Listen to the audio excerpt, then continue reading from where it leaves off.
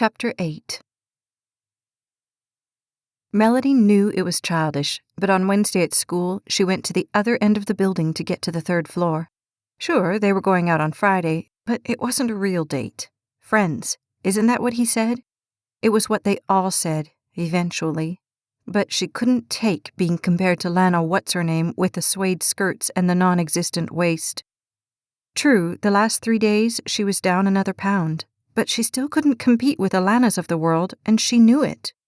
In biology, her thoughts wandered everywhere they weren't supposed to. It was becoming increasingly difficult to concentrate on anything these days. She ticked off her to-do list for the following day and added a trip to the gym to the list. It had been nearly a week, and the last thing she needed was to start gaining again because she was lazy. At the end of class, she hauled herself up and out of the chair, pulling her backpack up and grunting with the effort. If she could just get rid of this headache. She wished she thought to put some aspirin in her backpack. She needed to start doing that. It was obvious the headaches weren't going away on their own. As she crossed past the staircase, she wondered if he was down there. It was a sure bet that he looked like $1,000,000. He always did. She looked down at her own t-shirt and jeans and sighed. One more reason to know that going out with him would never work. Still, it would be nice to see him, just to assure herself he wasn't some apparition she had dreamed up. Blaine had looked for her up and down each hallway and around the turns of the staircase up and down. He wondered if she hadn't come and what that might mean. Was she still feeling ill from the weekend? Would it be wrong to call and check on her when he got home? It would be nice to at least know she was okay. As he walked to his little beat-up car and worked the lock that was sticking more and more every time he used it, Blaine let himself wonder what it would be like to really date her. You know, if he could and all. Not that dating her was a possibility. First of all, she obviously thought he was an obnoxious rich jerk, which would have been funny if it wasn't so ridiculous.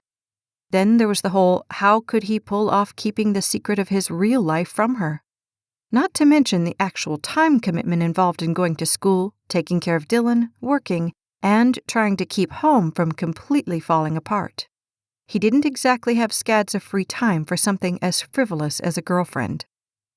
The thoughts boomeranged through his brain, back and forth, all the way home. They were still knocking up and down his synapses when he got to the front door. It was then that his senses kicked in. Something wasn't right. What, he couldn't tell, but the feeling crept over him. The sound of his mother's scream confirmed the worst of the nightmares he'd fought to keep at bay for so long. Fear and protectiveness leaped through him like a hungry lion, and he yanked open the door, knowing the real-life nightmares had caught up with them once again. "I said get out!"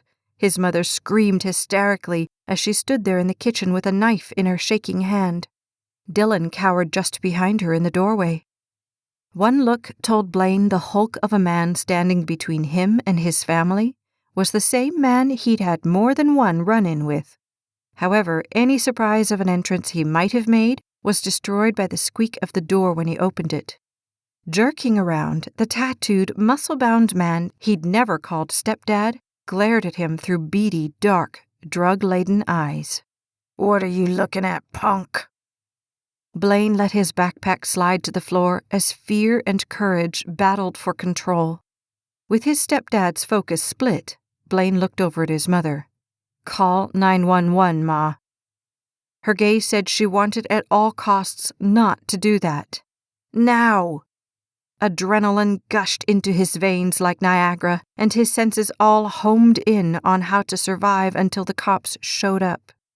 Reaching down slowly, he grabbed the handle of the broom that always stood by the stove by the doorway. "Don't do it, Elaine." His stepdad turned on his ex-wife, who slid down the wall toward the phone. "I said don't do it." "Hey, Dave," Blaine said, drawing his stepfather's attention back at him. With all his might, he swung the broom and caught Dave just above the belt line. The oof of the broom hitting the man's middle resounded through the room. Barely doubling, his stepdad straightened slowly, menacingly. His beady eyes now filled with fury and hate. Blaine had taken his one shot, but holding the broom as if it would do any more good He stood his ground in the doorway. "We need the police! Hurry!" His mother's panic-stricken voice shrieked through his nerves as he stood face to face with death itself. She started through the address. Dave, angered by the hit and the disobedience, whirled around and stomped over to his ex-wife. Ripping the phone from her hand, he slung it into the wall with a crash. Who was screaming now, it was hard to really tell. All of them, and no one at the same time. Blaine's gaze caught on his younger brother's terrified face, and for 1 second, he prayed for the safety of them all. Then instinct kicked in. He dropped the broom, grabbed the chair from next to the table, swung it, and brought it down with a whack across Dave's broad back. The big man, who had just taken hold of his mother, stumbled forward, but didn't fall. Instead, he let go of his prey and turned instead on his former stepson, wild-eyed and livid. "I thought your mama taught you better manners than that, boy." He grabbed the chair from Blaine's grasp and slung it between them into the wall. "Well, since she didn't, it looks like it's up to me." The ominous hulk advanced on him, and the cabinet was what finally stopped Blaine from going through the wall to get away. He knew what was coming. It wouldn't be the first time, but it might well be the last. He only hoped he could hold Dave's attention until the cops showed up. 2 feet away, the booze on Dave's breath made Blaine woozy. "You rotten little mama's boy." Each word was spit like a wad of chewing tobacco right in Blaine's face. "Well, I guess I'm going to have to teach you a lesson. Looks like you forgot the last one." The first punch landed squarely in his gut, and Blaine doubled over the fist, fighting to stay conscious. Swarms of memories swam through the pain. He gasped for air, finding none. Squeezing his eyes closed to keep himself upright, he straightened, still gasping for air that wasn't there. "Not so tough when you're fighting with your bare hands, huh?" Dave took hold of Blaine's shoulders and slammed him over into the stove. "Dave, stop! Please, please! I'll give you the money. I swear I will. Don't hurt him." In the haze of mind-numbing pain, Blaine knew the screams were coming from somewhere, but they were difficult to really hear for the intense ringing in his ears. He could feel the blood coming back up his throat.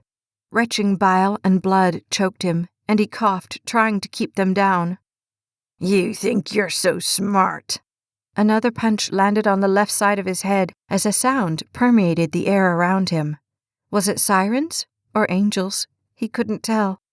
"I'll show you just how smart you are, pretty boy."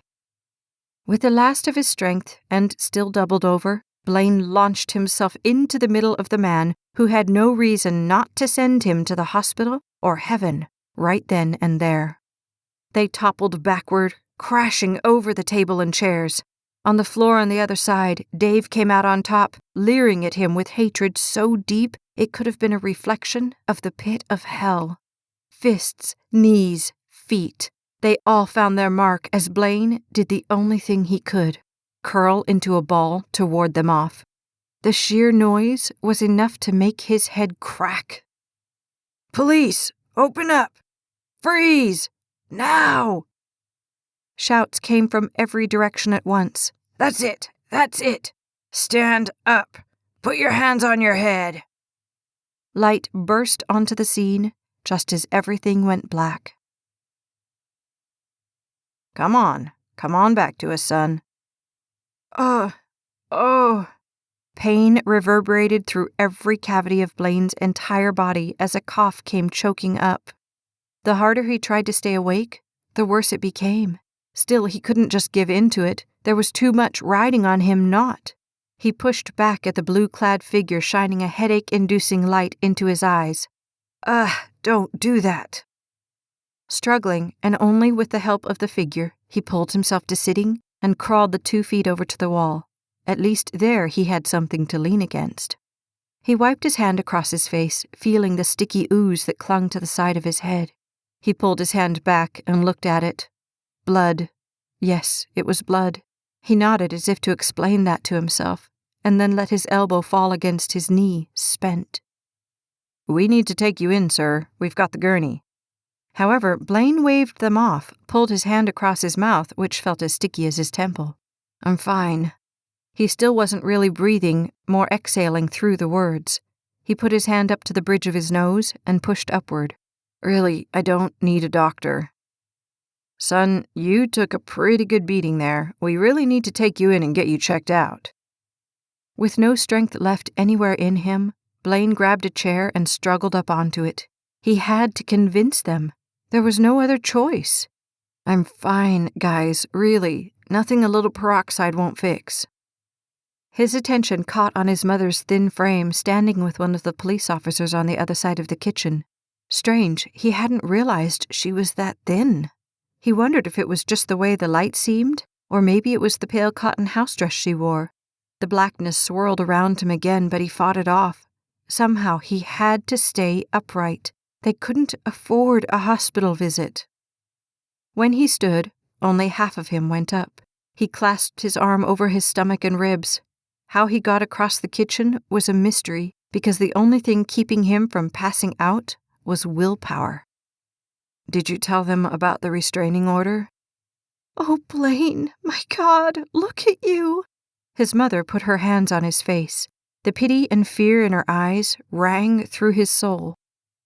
"We took it out 3 months ago," Blaine said, realizing if he found a way to take charge of the situation, he might be able to forget about the severe pain shooting into his body like knives. Still, he grimaced with each movement. "So this isn't the first time?" the police officer asked as he wrote something in his book. No, sir." Blaine tried to straighten, but that was asking far too much. "But it's never been this bad."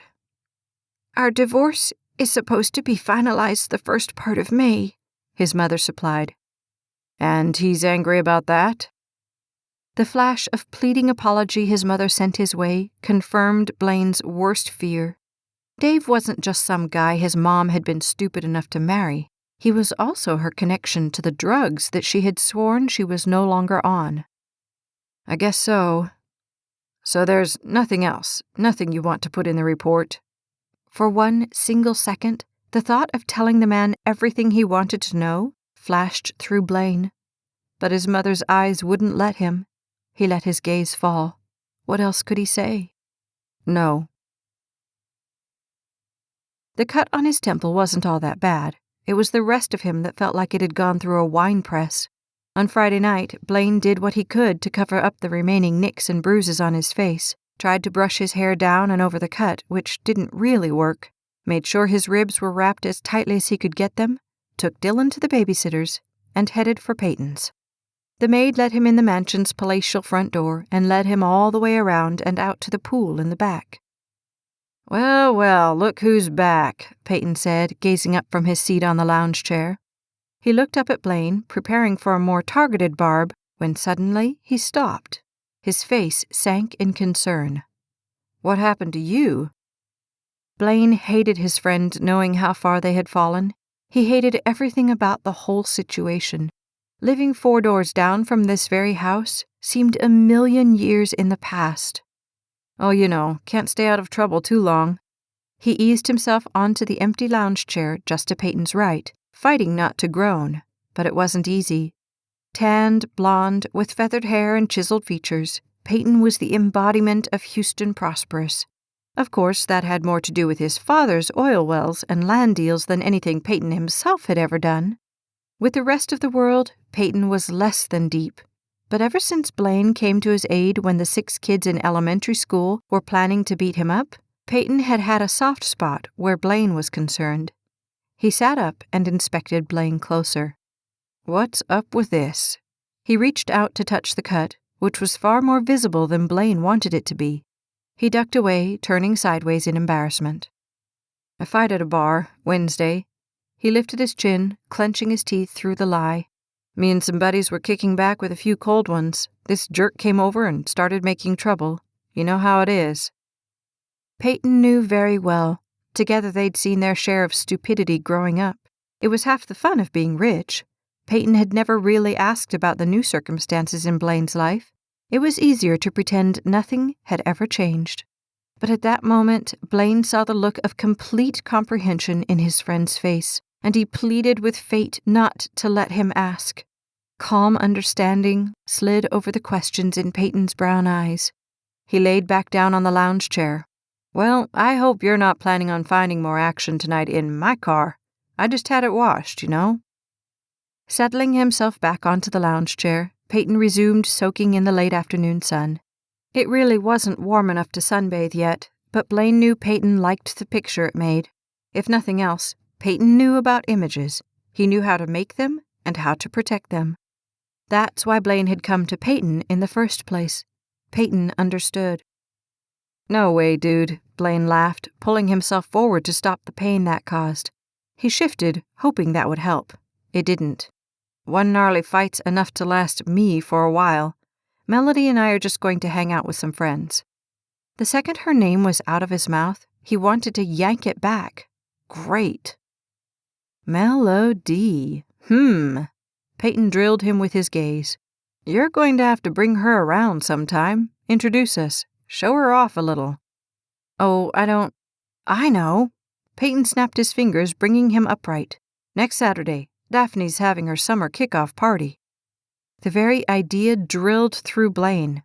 Come on, man. Just 'cause your dad's a jerk doesn't mean you have to ditch your friends. There were so many things wrong with that statement, it was impossible to find a place to begin. He looked out across the sparkling pool. So, do I get the car or not? Peyton sighed and angled his face up to the sun. Of course, but bring it back in one piece. You got it. Melody was determined not to be late for this date, so determined she'd been ready for a full 30 minutes before the doorbell rang. She jumped from the couch and raced to the entryway. I got it! Her happiness had just made it all the way to her face when she swung the door open. His head was down, his gaze on the sidewalk behind the dark sunglasses. Her first thought was gorgeous. Then he looked up at her. Happiness plummeted into horror. Blaine, what? He never moved, and the smile was barely there. Hey. Stunned, Melody swallowed, trying to remember what she should do next. She stepped backward. The sight of his handsome face, marred by dried cuts and bruises, sliced through her. Are you okay? What happened? There was an apology written in every move he made. I should have called and told you. It's just... No, that's okay.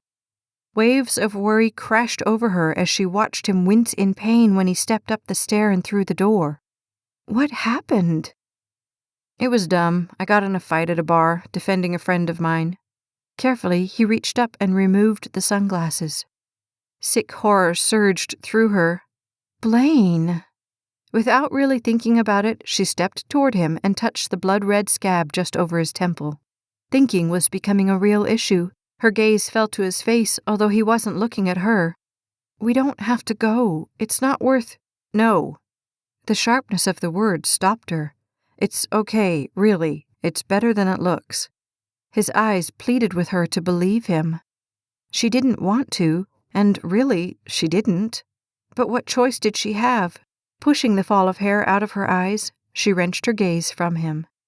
Okay, if you're sure. He nodded. Then I guess we'd better get going. Gratefulness wafted almost to his smile as he turned to head back to the car. He replaced the sunglasses, which did only a passable job of covering anything. Melody knew he wanted her to act normal, as if he didn't look like he'd just gone 10 rounds in the ring with Muhammad Ali. But it wasn't easy. It was 5 minutes of utter silence in the car before she could take it no more. Do you have any CDs or anything? CDs? His glance was at once surprised, but then fell back into nonchalance. Oh, I think there might be some in the glove box. Wishing she'd had far more practice at being on an actual date, Melody reached for the latch. However, it didn't pop open. She tried again. I think it's stuck. She wound her head down, trying to see what was wrong with it. Maybe it's locked. She waited a full 10 seconds for him to tell her how to open it. And what's the trick to unlocking it? Huh? He glanced at her. How should I... Oh, I don't... He reached across her and jiggled it. It didn't even consider giving. After one more try, he resumed his position behind the wheel. I don't know. Melody narrowed her gaze at him in confusion. You don't know how to open the glove box? She reached for it and tried again. And how long have you had this car? Oh, a couple years. He slammed on the brakes to avoid hitting the little white SUV in front of them. A couple of years and you haven't opened your glove box? She worked the latch sideways and then up and down, but it stuck and held fast. He shrugged, focused now solely on traffic. I never really had a reason to use it. That stopped her, and she glanced at him. But I thought you said the CDs were in here. Oh, yeah, they were. He turned into the lane to the left of them, a move which sent her careening into her door. She barely caught herself, and it was difficult to think, balance, and survey him all at the same time. So, are they in there or not? There was a glance, well, part of one, but for the most part, he kept his gaze glued to the traffic beyond. Melody couldn't be at all sure what just happened, but one thing was clear. Whatever it was, he didn't want to talk about it. With talking out of the question, she reached over and touched the stereo power button.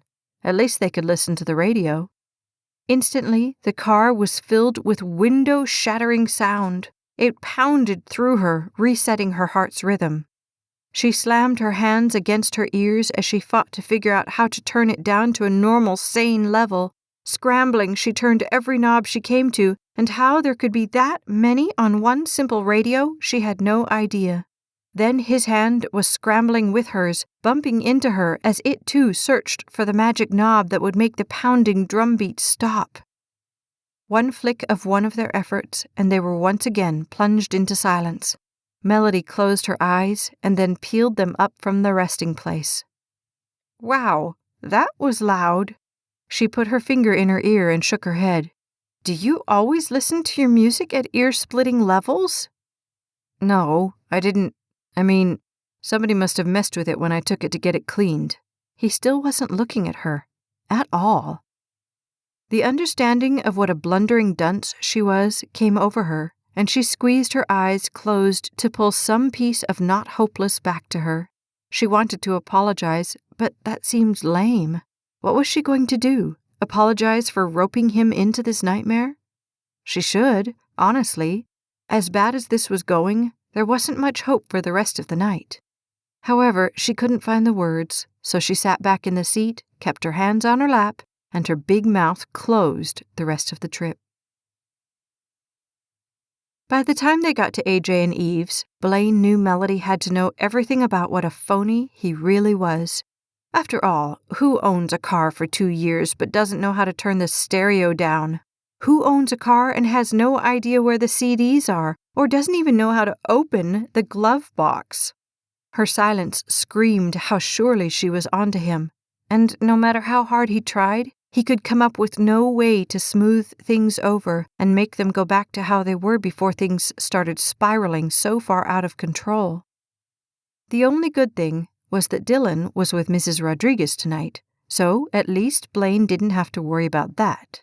However, as they ambled together up the walk toward the little beige house, the understanding of who he was about to see hit him full on.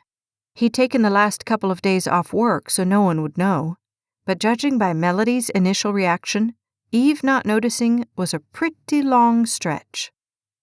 As Melody rang the doorbell, he stood behind her, wishing for his own sake he hadn't come, but standing there and not running for hers. She deserved someone who would treat her like a princess, someone who looked at her with longing and love, someone far removed from all the frogs she'd so obviously kissed in her lifetime. And then, before he could get another thought into words, one of those frogs, maybe the biggest of all, suddenly stood there opening the door. Hey, you made it! AJ held out his arms to Melody, who slipped into them for a quick hug. Strange how that made Blaine want to smack the guy. Couldn't he see what he was doing to her by holding out the bait of his friendship, only to throw that she could never be with him up into her face again and again? At that moment, arms still around Melody, AJ's gaze caught on Blaine, and anger flashed through his eyes. He stepped backward out of the hug. "I didn't know you were bringing someone." Melody turned to Blaine as if she'd forgotten he was there. However, in the next second, she laced her arm through his and smiled up at AJ. "Eve said it was okay. I hope you don't mind." When Blaine looked at her, his heart did an odd tap dance. True, she really was beautiful in her own way. But more than that, he could see the farce of how hard she was trying to make AJ understand what he'd missed out on. With nearly no effort, he turned on the smooth jets, thankful for all those way cool parties with the super-rich crowd who couldn't care less about anything deeper than who was driving what and who happened to be with whom. "I hope you don't mind," Blaine said, knowing just how much she wanted AJ to eat his heart out and just how much AJ hated him. Both might well work to her advantage tonight.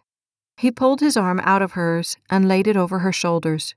How could I say no to an invitation like this? His gaze locked on Melody's surprised one, and completely into character, he leaned over and brushed the edge of her ear with his lips, pushing the pain in his ribs from his consciousness. She giggled in surprise and delight, pushing at him, but not really hard enough to get him to move. When he came back up for air, he looked at her long and lovingly. It wasn't hard. AJ's movement at the door broke the spell, and when he glanced up, one look at AJ told him they had hit the target square. "Yeah, well, why don't y'all come on in? No use standing out here on the porch all night." AJ stepped in and let the two of them, still arm in arm, cross in front of him. Blaine had no trouble noticing the look of disgust plastered all over his host's face. Yes, this could work out very much in Melody's favor. They hadn't gone 6 steps into the house when Eve came into the living room from the kitchen. One look, and she stopped cold. Blaine's arm was still around Melody, and he wasn't at all sure what of the whole situation surprised Eve the most. "Oh, I didn't... Hi, Melody." Eve ripped her gaze away from Blaine and placed it on Melody. "We're so glad you decided to join us." He felt Melody's instant nervousness as she squirmed next to him. "You did say it was all right to bring someone, right?" When Blaine looked at her, his heart softened toward her. She really was trying, and she really was hurting. That much was clear to anyone who took the time to look. Of course, of course." Eve strode over to them. "I was just a little surprised, that's all. I thought..." Her words trailed off as her gaze slid over Blaine's face. "They said you'd been sick." That brought Blaine back from acting land. His gaze fell to their feet as he shifted just slightly away from Melody. "Yeah, well..." Eve surveyed him carefully, the cut, the bruises. Her gaze questioned him with no words. "I got into a little barroom thing the other night. Some idiot broke a bottle over my friend's head." He shrugged. "I'll live." It was strange how the lies came easier and easier each time he retold them. "That's a heck of a souvenir you got there," AJ said, and there was an edge to the tone. Again, Blaine shrugged. "Hey, you play, you pay. Know what I'm saying?" AJ scrutinized him up and down. "Yeah, I sure do." "Well," Melody said, knowing that Blaine didn't want everyone standing around playing doctor all night. "Oh, come on in," Eve said, motioning to the sofa. "Please, have a seat." Melody followed Blaine. She didn't have much choice as he still had her collared. At the beige couch, she saw him wince as he sat. Instantly, she scooted far enough away that she wouldn't be pressed up against his ribs. He hadn't said they hurt, but she could tell they did. However, once down, he replaced his arm over her shoulders. First instinct was to question it, but she knew why he was doing it, and as absurd as it was, she didn't want to stop him. For this one night, they would pretend to be totally in love. In a stupid way, it felt better than all the reality she'd ever lived had. Dinner was great. Chicken something with an orange glaze and 3 vegetables to go with it, although he noted with some concern how very little Melody had eaten. Nonetheless, by the time Eve brought out dessert, Blaine was stuffed. He held up his hands and waved them. "No thanks, I've got to let this settle first." Leaning back carefully in his chair, He jumped at the stab of pain. It was strange how certain movements he could never quite predict hurt so much. Instantly, Melody's gaze was on him and her hand was on his knee. "You okay?" It was whispered, barely loud enough to make the gap from her to him, but the concern in her eyes said it all. "Yeah, I'm fine." Gamely, he put his arm around her and pulled her over onto his shoulder. The screaming of his ribs nearly did him in, but he smiled just the same at AJ.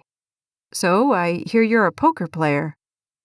AJ's attention was focused in on Melody, and he had to shake himself to get back to the conversation. "What? Oh, yeah, some." He reached over and grabbed his tea. It was clear to Blaine how flustered he was, and inwardly Blaine smiled at that. "Just some of the guys from the fire department and me." Blaine reached for his own drink, which turned out to be much more painful than it looked. "Jeff and Gabe?" "Mostly. We play some Thursdays. You should come." Even if it was possible, he wouldn't have come because there was no sincerity to that invitation at all. "Aw, no can do. I work Thursdays." He glanced over at Eve, who had resumed her chair. Well, most of them anyway. The soft rubbing of Melody's hand on his thigh snagged his attention, and he looked at her. It really was fun to be with her, even if it wasn't for real. His smile didn't have to be faked. It came without any help. The middle of him surged into his chest, and his breath caught. Then he came crashing back to reality. He jerked his gaze over to them. One sat doe-eyed, the other horrified. "What do you say we go relax a bit in the living room?" At that, they all jumped into motion. Eve stood and grabbed 3 plates. Instantly, Blaine felt bad for making the suggestion. He should have just sat and let them make the suggestion. However, it was too late for that. "Oh, here, let us help you with those." He reached for the plates in Eve's hands as she came abreast of him. "It's okay, I've got them. Really, y'all go on." He hesitated, unsure of protocol in this situation. "Go on," AJ said. "I'll help Eve. We'll be there in a sec." Melody stood behind him with her hands in the pockets of her white jeans. He glanced back at her and smiled. "Well, if you're sure." Reaching for her hand, he took it out of her pocket and pulled her slowly with him. They went out of the kitchen nook, through the little hallway, and back into the living room. At the couch, he noticed that Melody once again let him sit before she lowered herself carefully onto the couch. The concern in her eyes was deep. "Are you sure you're okay? We really don't have to stay if—" Softly, he smiled. "I'm okay, really. Now would you relax?" To prove his point, he reached over and pulled her next to him. After only a single shift, he found comfortable and settled in. It was truly amazing how nice this felt, even with bruised-up ribs and hosts who were anything but abundantly happy to have them, not to even mention that it was all for show. For a single moment, he caught the angry whispers in the kitchen, and he hoped Melody hadn't heard them. Then AJ strode into the room and over to the recliner. He turned on the television, flipped to the Astros game, and turned it all the way down. The Astros? Baseball? At least AJ had some smarts to him. AJ picked up a little card off the end table and read it absently. "So, you go out a lot then?" Out? Blaine shifted, not knowing if the question was for him or Melody, but sensing by the tone it was directed at him. "Yeah, partying." AJ's gaze drilled into him. "Oh, no, not really." Eve's entrance jerked his gaze to her, but he hadn't finished the answer, so reluctantly he turned back to AJ. "It was just me and some friends after work the other night. No big deal until Godzilla showed up." "I thought they said you got sick Thursday," Eve said, and Blaine's attention snapped over to her. "Oh, well, yeah, I did. I mean, it happened Wednesday night." Not being able to catch on to the spiraling of life around him, Blaine felt Melody tense. However, he didn't have enough brain cells to really attend to why. He laughed, trying to throw them all off the scent, but the breath pinched across his ribs. The wince was impossible to hide, and he shifted before pulling a fake smile to his face. "Some idiot decided we looked like good target practice. I guess he was right." Blaine looked at Melody, who was staring at him with a look he couldn't quite read. Out of desperation, He glanced up at the television just as the Astros turned a double play. Wow, did you see that? What a throw! The night seemed endless.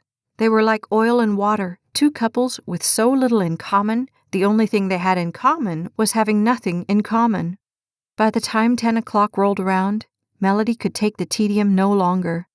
It wasn't that they weren't trying to be nice. It was that they were having to try much too hard. Well, I really need to get home, she yawned for emphasis. Scooting to the edge of the sofa as gently as she could, she ran her thumb under her nose. It was itching from something. Air freshener, a spice in the chicken, the company, something. Do you really have to go so soon? Eve asked, and there was an acknowledgement in the tone of just how badly the night had gone. Blaine followed Melody off the couch, albeit slowly, and she stepped to the side to give him as much room as possible. He was doing an admirable job covering just how much pain he was in, but she could see it in his eyes with each move he made. She sighed, knowing she shouldn't have made him come. Calling and canceling. It's what she had wanted to do. Now she realized with clarity it was what she should have done. Her gaze only asked him if he was okay, and guilt ran through her at the depth of the ache in his eyes. He smiled, but it was work. With her gaze, she pleaded with him to be all right. Not really thinking about it, she reached over for him, comfort or support or something like that. She wasn't really sure anymore. Well, take care driving home. AJ stood from his chair and reached over to shake Blaine's hand. Melody couldn't look at him. She was too disappointed, too humiliated that he would treat anyone with as much disrespect as he had Blaine. I guess we'll see you all later, AJ said, retracting his hand. Yeah, much, much later. Drive carefully. Eve met them at the entryway as they headed out. Take care, Melody said, sensing this would be the last time in her life that she would see them. She didn't fit into their world, and she wondered if she ever had. She walked to the car with Blaine right beside her. He had been so kind all night, acting like he really liked her. It wasn't hard to figure out why. At the car, he opened the door for her, and she slid in. Ache sliced through her as she glanced back up at the porch where AJ and Eve stood. Her gaze dropped as Blaine got in. Life would never be like that for her, and hot tears stung her eyes at that thought.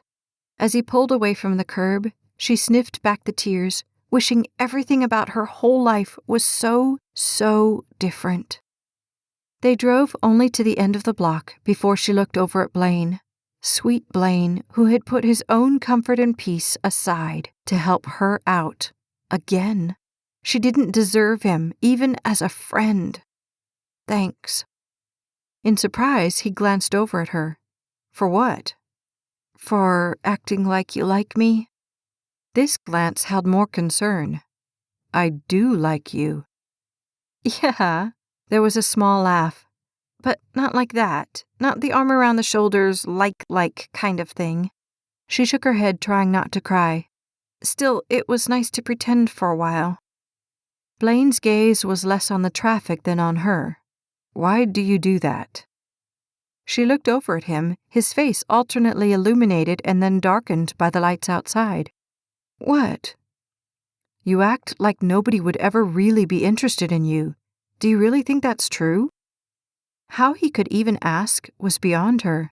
I've had 6 dates in the last year. 4 were with you, 1 was with AJ, and 1 was with Bobby. I don't exactly see eligible guys knocking down my door, do you? He considered that. I took this psychology class last year, and they said that we attract what we believe about ourselves. He paused. Not that I believe all that stuff or anything, but maybe if you stopped running yourself down about stuff, maybe more guys would see how fun you really are. She laughed. Fun? Yeah, there's a word. Her gaze fell to her hands swathed in the darkness at her lap. What? You are fun. I had fun tonight. Yeah, it was a barrel of laughs, trying to make sure everybody didn't kill each other. That wasn't about you. That was about them. Then inexplicably, he reached over and took her hand. The gesture filled her entire body with warmth, and when she looked at him, he was looking back. "You're a cool person, Melody. You don't give yourself enough credit for that. Nobody gets to see it because you're so scared to show them, because you put on this mask that's not real." She retrieved her hand as she shook her head. "They don't want to know the real me. They already can't stand the fake me. What makes you think they'd fall head over heels for something even worse?" "How do you know it's worse? Maybe it's the mask they don't like." The thought went through her mind and spun there for a moment. "All I know is AJ has his life now and I have mine. What's left of it anyway. That much was pretty clear tonight. We used to be able to talk about anything and everything. Now, when he looks at me, all I see is the disappointment. I hate that." "I don't think that was about you." He glanced her direction before retraining his gaze on the street outside. "I think it was more about who you were with." "Yeah, he was thrilled about that, huh?" Melody considered that and then looked over at him. "Well, I don't care what AJ thinks. I think you're an awesome guy. He just doesn't know you like I do." The smile that came to Blaine's lips was at once grateful and sad. "Oh yeah, I'm such a catch." That stopped her. "Well, of course you're a great catch. Look around you. You've got a fabulous car, great clothes, a good job. You're working on the college thing. Besides all that, you're not too hard on the eyes." "Dents and all," he said with a laugh. Her smile was real this time. Dents and all. They were getting close to her neighborhood, and for the second time that night, Melody had the distinct feeling that a guy who would be in her heart forever was about to say goodbye forever. Her gaze dropped to her lap. "Just so you know, I'll never regret spending the time we have together. I've had more fun with you than with anyone I've ever been with. Well, not that we were together or anything, but—" His gaze was soft. "Me too." At her house, Blaine got out, helped her from her side, and walked her to her door. The only thing he regretted was that he didn't have the guts to hold her hand. But they weren't on display anymore. There was no reason to pretend out here with only the ambient light and the stars to see. "Thanks again for coming," she said, and he hated how appreciative she had to be about him taking a few hours out of his life to hang out with her. "I enjoyed it." He caught the question in her eyes. "Really?" Right at the bottom of the first step, she stopped and turned, swinging her hair over her shoulder. "Well, be good. And no more bar fights, okay?" Her smile was so sincere it tugged on his heart. Suddenly, Blaine was caught in it, and in the feeling of being with her.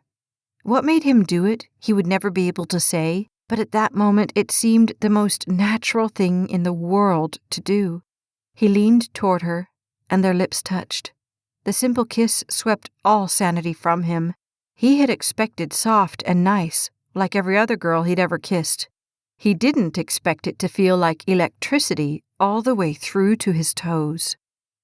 It was like falling through a giant black hole with nothing to grab onto. Flailing emotionally, he realized only after he deepened the kiss what message she had to be getting from this. Either that he was a jerk who wanted more like the rest of them, or that he was worse, telling her he wasn't interested and then making her feel like he was. At that thought, Blaine jerked back. He ran the back of his thumb under his bottom lip. His breathing was uneven and hard. He blinked, desperately trying to find reality, what he should say, what he should do. Nothing was coming to him as he stood there staring at her. All he wanted to do was lean in for another kiss, grab hold of her, and never let go. However, there were so many reasons that could never work, he couldn't count them all. "Well, good night," she said shakily.